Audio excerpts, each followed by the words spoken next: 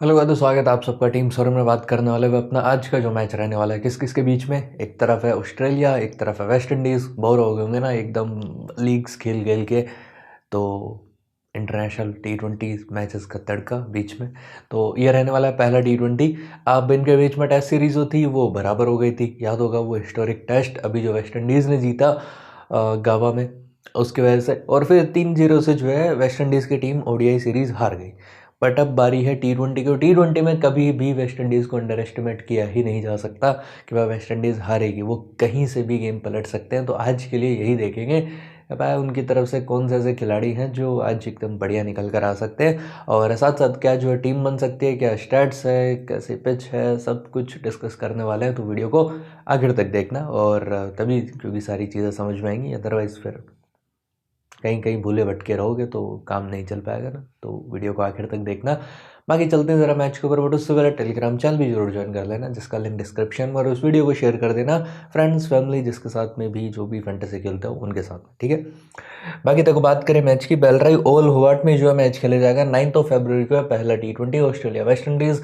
Ground की बात करूँ, इंटरनेशनल मैचेस की मैं सर बात कर रहा हूँ। अब देखो यहाँ पर जो वैसे मैचेस होते हैं ना, उनमें भाई स्कोर ठीक ठाक बन जाता है, जैसे कि 167 183 जो फ्रेंचाइजी लीग के मैचेस होते हैं। बट यहाँ पर ना नॉर्मली जो इंटरनेशनल मैचेस का स्कोर होता है वो 150 टू 165 के आसपास कहीं जाता है, अदरवाइज वो 150 से भी नीचे बनता है, ठीक है। क्योंकि 11 में से 4 बार ऐसा हो चुका है जब 150 से नीचे टोटल बना। बाकी यहाँ पर बैटिंग फर्स्ट ने भी मैचेस विन किए हैं, यहाँ पर बैटिंग सेकंड करने वाली टीम ने मैचेस विन किया। अभी रिसेंटली में यहाँ पर बिग बैश हुआ था जिसमें 23 दिसंबर को मैच हुआ। रेनगेट्स ने 183 बनाए, हरिकेन्स ने टारगेट चेज किया, 6 विकेट पेस के 3 विकेट स्पिन के थे। 1 को मैच हुआ, थंडर 150 रन पर 8 विकेट थे, और होबार्ट हरिकेन्स ने बाई टारगेट इजली चेज किया था, 5 विकेट पेस के 5 विकेट स्पिन के थे।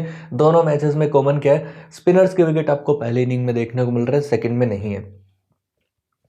उसके बाद में 11 को मैच हुआ, होबार्ट ने भाई बनाए और रेडले शाइकर ने 15-16 ओवर में टारगेट चेज कर दिया, 5 विकेट पेस के थे, 3 विकेट स्पिन के। 28 दिसंबर को होबार्ट ने 155 बनाए, मेलबर्न स्टार्स, ये वैसा हुआ था मैच, थोड़ा सा बारिश वाला था। 7 विकेट पेस के थे, 5 विकेट स्पिन के थे, स्पिनर के विकेट पहली इनिंग में ही थे।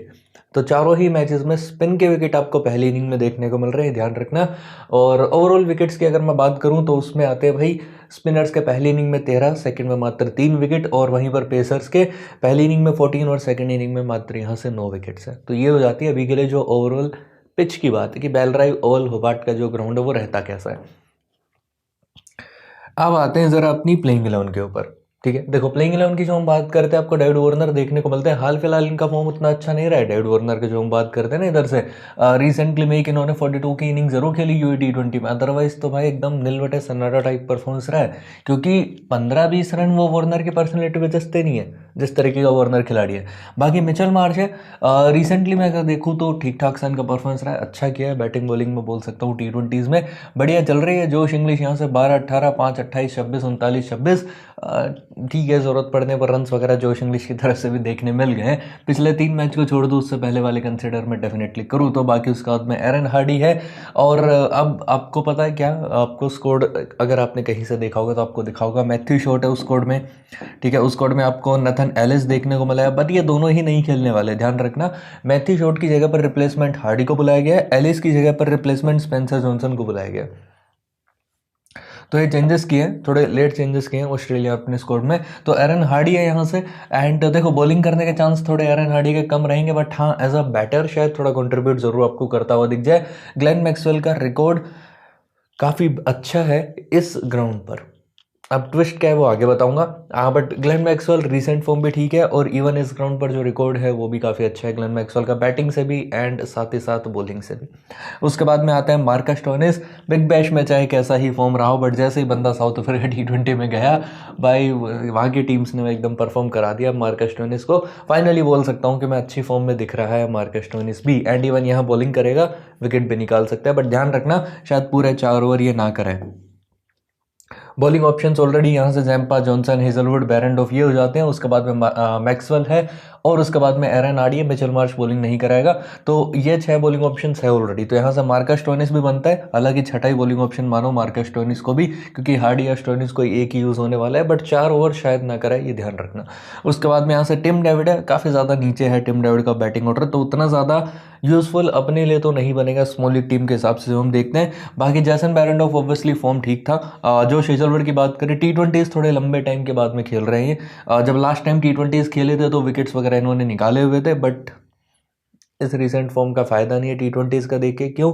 क्योंकि अभी ऐसा है कि बड़े लंबे टाइम बाद खेल रहे हैं, ठीक है। तो बाकी रिसेंट फॉर्म बोल सकते हैं हेजलवुड का ऑल फॉर्मेट, सभी फॉर्मेट का मिला मिलू के ठीक ठाक सा रहा है। विकेट्स वगैरह निकाले हुए हैं, तो अगर रखना हो तो रख लेना। बाकी मैं शायद पहले मैच में भरोसा ना करूं, मैं बैरेंडो स्पेंसर जॉनसन के साथ में ज़्यादा पसंद करूंगा। और अगर पहली बॉलिंग होती है ऑस्ट्रेलियन टीम की, तो उस केस में जैम्पा भी एक अच्छी चॉइस आपके पास में बन जाते हैं। सेकंड बॉलिंग में शायद उतना इफेक्टिव ना रहे या उतने विकेट्स ना मिले। तो ये तो है ऑस्ट्रेलिया की तरफ से जो आपको प्लेइंग 11 देखने को मिलती है। अब इनके अगर बेंच की बात करें तो भाई सीन एबर्टन के पास में अगर ये खिलाना चाहे तो स्पेंसर जॉनसन की जगह पर खिला सकते हैं, ठीक है। उसके बाद में नेक्स्ट यहाँ से एक मैथ्यू वेड भी है इनके पास में। अब वेड या इंग्लिश खेलेगा, इन दोनों में से कोई एक ही।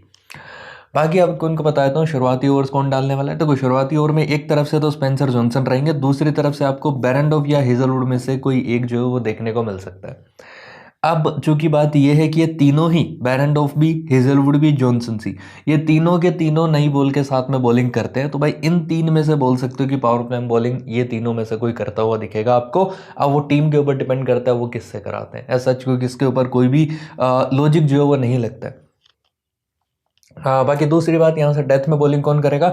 डेथ में बॉलिंग आपको स्पेंसर जॉनसन और मार्कस स्टोइनिस जो वो करते हुए नजर आ सकते हैं। डेथ में हेजलवुड और बैरेंडॉफ का डालना मेरे को लगता नहीं है इनमें से कोई डालेगा, क्योंकि मार ही खाएगा। बाकी अगर बात की जाए इनके उसकी वेस्ट इंडीज़ की टीम की प्लेइंग 11 की, इन्होंने भी काफ़ी अच्छा जो स्कोर अनाउंस किया है। जॉनसन चार्ल्स देखने को मिलते हैं। हाल फिलहाल चार्ल्स का फॉर्म आप सबको पता है कि यूएई T20 में खेल रहे थे, काफ़ी ठीक ठाक सा देखने को मिला है। लाइक पिछले 2 मैचेस खराब है, बट उससे पहले रन्स वगैरह ठीक ठाक बना रखे हैं। तो चार्ल्स वो थोड़ा हिट और मिस टाइप वाली कैटेगरी में चले जाते हैं। ब्रेंडन किंग का फॉर्म भाई बहुत खराब रहा है T20s में, पिछले कुछ टाइम में कुछ ज़्यादा ही खराब रहा है। मतलब रन्स आए नहीं है, 0 3 बार बना दिए, एक का स्कोर 2 बार बना दिया, एक बार 3 और 8 भी आ गया है, और सिर्फ 2 ही बार है जब डबल डिजिट्स का स्कोर है 14 और 20। तो बहुत ही बेकार सा फॉर्म यहाँ से ब्रेंडन किंग का मानकर चल सकता है कि रहा है। तो बहुत हाई होप्स मेरे को ब्रेंडन किंग से स्पेशली नहीं है। शाही होप की बात की जाए 25 43 16 26 36 T20s में बहुत ज़्यादा इफेक्टिव देखो शाही होप नहीं है, क्योंकि शायद उतना तेज़ी से नहीं खेलते हैं, कभी कभार ज़रूर खेल जाते हैं, हर बार की बात नहीं कर रहा हूँ, एक्सेप्शंस आर ऑलवेज देयर। तो यहाँ से इस वजह से तो शाही होप है। बाकी उसके बाद में काइल मेयर से रिसेंट फॉर्म, तो काइल मेयर्स का भी उतना कुछ खास देखने को मिला नहीं है, बट ये पिछले 2-3 महीने में बहुत ज़्यादा T20s खेले भी नहीं है। डरबन की टीम से खेल रहे थे भी साउथ अफ्रीका T20 में, सिर्फ एक ही मैच में मौका मिला था जिसमें 11 बनाए, बाकी में तो ये बेंच ही गर्म कर रहे थे। फिर बाकी निकोलस पूर्न है, इनका फॉर्म मैं बोल सकता हूँ कि अभी अच्छा चल रहा है, थोड़ा बेक ऑफ खेल रहे हैं यहाँ से पूरन, जो कि बहुत बढ़िया चीज़ है पूरन के लिए, क्योंकि उसी तरीके से खेलते हैं तो ये रन्स अच्छे बनाते हैं। बाकी उसके बाद में रोमन पावेल है, फॉर्म इनका भी बिल्कुल एकदम नील बटे सन्नाटा टाइप रहा है। ये भी दुबई कैपिटल से खेल रहे थे यूएई T20 में, सिर्फ 1 का स्कोर आया, बाकी टाइम तो इनकी तरफ से स्कोर आया ही नहीं है। उसके बाद में यहाँ से आंद्रे रसल है, रिसेंट फॉर्म आंद्रे रसल का अच्छा रहा है, बट बात वो है ना कि आंद्रे रसल इन फ्रेंचाइजी लीग, ये वाला उनका ग्राफ है, और Andre Russell in international matches for West Indies उनका इतना सा परफॉर्मेंस आता है सिर्फ। तो ये बहुत बड़ा डिफरेंस हो जाता है रसल के परफॉर्मेंस में। बाकी यहाँ से रोमारियो शेफर्ड है, हाँ शेफर्ड अच्छा करता है वेस्ट इंडीज़ के लिए खेलते हुए, T20s में भी और बाकी अदर फॉर्मेट्स में भी। रिसेंट फॉर्म भी बोल सकते हैं शेफर्ड का ठीक ठाक सा रहा है, कुछ 1-2 मैचेस को अगर मैं यहाँ से छोड़ दूँ तो। बाकी आज के लिए तो एक प्रॉपर बॉलर की तरह भी खेलेंगे, तो आपको 4 ओवर कराते हुए भी नजर आएंगे। जैसन होल्डर है, उसके बाद में अब देखो बैटिंग डेप्थ काफ़ी ज़्यादा बेहतर है वेस्ट इंडीज़ के पास में, 9वें नंबर तक इनके पास में एक प्रॉपर बैटिंग जो वो देखने को आपको मिल जाती है। उसके बाद में अकील हुसैन और जोसेफ रहते हैं। अकील हुसैन का सिंपल है, अगर पहले बॉलिंग होती है तो बिल्कुल इफेक्टिव रहेंगे, देन आप ले सकते हो आपकी स्मॉल लीग टीम में। बाकी अल्जारी जोसेफ यहाँ से मैं मानता हूँ मस्ट पिक है। अब बहुत ज़्यादा T20 मैचेस जोसेफ ने भी नहीं खेले हैं पिछले कुछ टाइम में, ध्यान रखना। बाकी जब भी खेले थे तो 3-3 विकेट बाई ज़रूर इन्होंने यहाँ से निकाल रखे हैं। उसके बाद में आते हैं इनके बेंच प्लेयर। तो बेंच प्लेयर में रोस्टन चेज है, खेलने के चांस कम ही रहेंगे। गुदाकेश मोती डेफिनेटली एक ऑप्शन बनता है टीम के पास में, अगर वो खिलाना चाहे तो। लेफ्ट आर्म ऑर्थोडॉक्स है, रिसेंट फॉर्म में 1 3 विकेट है, बाकी टाइम विकेट लेस और 1 विकेट रहे हैं। उसके बाद में शर्फिन रदरफोर्ड है, हो सकता है रदरफोर्ड को भाई यहाँ से मौका मिल जाए किसी एक खिलाड़ी की जगह पर, बट उस चीज़ के चांस अपने आप में बिल्कुल कम रहने वाले हैं। बाकी उसके बाद में यहाँ से ओशेन थॉमस है। अब थॉमस का खेलना भी मेरे को लगता है थॉमस को खेलना चाहिए, बट सबसे बड़ी बात है खिलाएंगे किसकी जगह, क्योंकि इनके पास में अभी एकदम सही है बॉलिंग वगैरह, तो चांस थोड़े कम ही बनेंगे। बाकी देखो इनकी बॉलिंग सबसे ज़्यादा इंटरेस्टिंग है। जोसेफ हो गया, अकील हुसैन हो गया, होल्डर है, शेफर्ड है, रसल है, प्रॉपर हो गए 5 बॉलर। छठा बॉलर अगर ये यूज़ करते हैं तो फिर वो होगा काइल मेयर्स या रोमन पावेल में से कोई एक, ठीक है, जो मेरे को चांस थोड़ा कम ही लगता है कि भाई शायद आपको हो सकता है 1 ओवर या 2 ओवर मिल जाए इनकी तरफ से करते हुए, वरना 5 बॉलर जो है वो यूज़ हो सकता है वेस्ट इंडीज़ की तरफ से। नई बॉल के साथ में कौन डालेगा? नई बॉल के साथ में एक तो अल्जारी जोसेफ डालेगा, दूसरा यहाँ से भाई होल्डर या फिर अकील हुसैन में से कोई डाल सकता है, क्योंकि अकील हुसैन पावर प्ले में बहुत बार बॉलिंग करता है, बहुत बार क्या 90% ऑफ द टाइम ये शुरुआत करता ही है बॉलिंग की। तो हो सकता है जोसेफ और अकील हुसैन आपको डालते हुए दिख जाए। अगर अकील हुसैन नहीं तो फिर यहाँ से होल्डर और जोसेफ का बनता है पावर प्ले में डालना। Death bowling Romario shepherd, Andre Russell और अल्जारी जोसेफ, ये तीनों मिलकर डाल सकते हैं। उसके बाद में आते हैं नेक्स्ट निकल कर अपने भाई वेन्यू के ऊपर। ऑस्ट्रेलिया 3 खेली है, तीनों जीती है इस ग्राउंड पर, और वेस्ट इंडीज ने 4 खेले हैं और ये 3 हारे हैं। सिर्फ एक ही आज तक जो इस ग्राउंड पर जीत पाए। रन्स की बात करें तो वेड के हैं 29 मैच में 629 रन, 23 के एवरेज है। मैक्सवेल 10 मैच में 394 रन, 65 का एवरेज। अब एवरेज तो मैं बोलूंगा देखो चाहे मत देखो, बट हाँ रन्स बोल सकते हो कि T20 के हिसाब से तो ठीक है। टिम डेविड 19 मैच में 350 रन है। वार्नर के 6 मैच में भाई 221 है इस ग्राउंड पर, जो कि काफ़ी ज़्यादा बेहतर है। और बाकी आता है मिचेल मार्श 5 मैच में 199, जिसमें एक उनकी सेंचुरी भी शामिल है। उसके बाद में मार्कस स्टोइनिस 7 मैच में 168, जिसमें एक सेंचुरी बोल सकते हो कि उनकी भी शामिल रहती है। बाकी मार्कस स्टोइनिस ने ज़्यादा रन्स नहीं बनाए एक अच्छी इनिंग को छोड़ के। तो ये है अभी के लिए जो हमारे वेन्यू लीडर्स रहते हैं बैटिंग सेक्शन से। उसके बाद में आते हैं नेक्स्ट निकल कर अपने बॉलिंग सेक्शन के ऊपर। तो मैक्सवेल है 9 मैच में 9 विकेट, एबर्ट है 6 मैच में 7, जोसेफ है 3 मैच में 6 विकेट के साथ में। बाकी आते हैं हेटवर्ड के ऊपर। तो 19 मैचेस अब तक जो टोटल हो चुके हैं दोनों टीम्स के बीच में। 9 जीते हैं ऑस्ट्रेलिया ने, 10 जीते हैं वेस्ट इंडीज़ की टीम ने, और नो रिजल्ट कभी भी रहा नहीं है। इसीलिए बोल रहा हूँ कि वेस्ट इंडीज़ को अंडर एस्टिमेट बिल्कुल नहीं करना चाहिए। इवन ऑस्ट्रेलिया को ज़्यादा हरा रखा है इन्होंने। बाकी देखो हेटवर्ड के लीडर्स की बात की जाए तो 12 मैच में 489 रन है डेविड वार्नर के। तो वार्नर का एवरेज जो है वो हेटवर्ड भी और साथ ही साथ वेन्यू भी दोनों में आपको अच्छा देखने को मिल जाता है। मिचेल मार्श भी अच्छा खेल रहा है, 7 मैच में 275 रन है, 39.28 के एवरेज के साथ में। जॉनसन चार्ल्स का भी नाम है, 7 मैच में 176, 25 का एवरेज। मैथ्यू वेड 9 मैच में 160 है, 20 का एवरेज है। रसल का एवरेज मत देखना क्योंकि 7 में से 5 बार नॉट आउट रहा है, इसीलिए मैं बोलता हूँ कभी कभार आपको ना एवरेज जो है वो मैनिपुलेट कर देता है कि भाई कितना ही अच्छा खिलाड़ी होगा कि एवरेज एकदम 60-70 का है। बाकी रन्स इसने सिर्फ 7 मैच में 148 ही बनाए हैं, ध्यान रखना, और ये ज़्यादा अच्छे रन्स नहीं है T20s में। बाकी पुरन है 7 मैच में सिर्फ 104, और मैक्सवेल और पुरन के रन्स मैंने इसलिए लिखे हैं सिर्फ, वरना इनके रिकॉर्ड्स में नहीं लिखता कि भाई आपको जानना ज़रूरी है कि आप जिनको आज कैप्टन वाइस कैप्टन बनाने वाले हो उनका एवरेज एक दूसरे के खिलाफ खेलते हुए पुरन का 17 का रहता है और यहाँ से मैक्सवेल का है 15 का। एवरेज पर चलो छोड़ो नहीं देखते हो, तो 7 मैच में 104 पुरन ने बनाए हुए हैं और 4 मैच में 46 रन यहाँ से मैक्सवेल ने बनाए हैं, जिसमें कि एक ही मैच में 45 बना दिए थे, बाकी के 3 मैच में सिर्फ एक ही रन है मैक्सवेल का। ठीक है, ध्यान रखने के बाद। और बाकी उसके तो ग्रैंड लीग में ज़रूर आप रिस्क ले लेना इस चीज़ का। स्मॉल लीग में देखो रिस्क लेना नहीं बनता कि आप मैक्सवेल को या पुरन को ड्रॉप कर दो आपकी टीम से, but grand league mini grand league में ऐसा रिस्क जरूर लेना जब आप इन दोनों को ड्रॉप करो। बाकी बॉलिंग सेक्शन हेजलवुड है, 8 मैच में 12 विकेट पहले खेला था तो विकेट्स थे हेजलवुड के against West Indies. Mitchell Marsh के 6 मैच में 8, रसल के 9 मैच में 6 विकेट है, जेम्पा के भी 8 मैच में 6 विकेट है। दोनों ही महंगे बड़े साबित होते हैं और स्पेशली यहाँ से जेम्पा को तो भाई ऐसा है कि पूरे 4 ओवर डाल के जाता है जेम्पा, तो ऑब्वियसली उसका स्ट्राइक रेट ज़्यादा है। रसल का थोड़ा कम देखने को मिल जाता है। अल्जारी जोसेफ ने 2 मैच में 5 विकेट निकाल रखे हैं। भाई आ जाते हैं player battle. Rovman Powell against Hazlewood भाई 2 बार आउट हो चुका है 5 बॉल में 3 रन बनाकर। और दूसरी तरफ जो हम देखते हैं तो स्टोइनिस है जो कि रसल के अगेंस्ट में 2 बार आउट हुआ है। डेविड वार्नर है जो कि जोसेफ के अगेंस्ट में 2 बार अपने विकेट गंवा चुका है। टिम डेविड है जो अगेंस्ट जैसन होल्डर 2 बार आउट हो चुका है। और मैथ्यू वेड है जो कि रसल के अगेंस्ट में 28 बॉल में 2 बार आउट हो चुका है 46 रन बनाकर। आते हैं ज़रा अपनी टीम के ऊपर। आज के लिए भी अपनी टीम क्या रह सकती है। टीम में मैंने रखा है यहाँ से निकोलस पूरन को।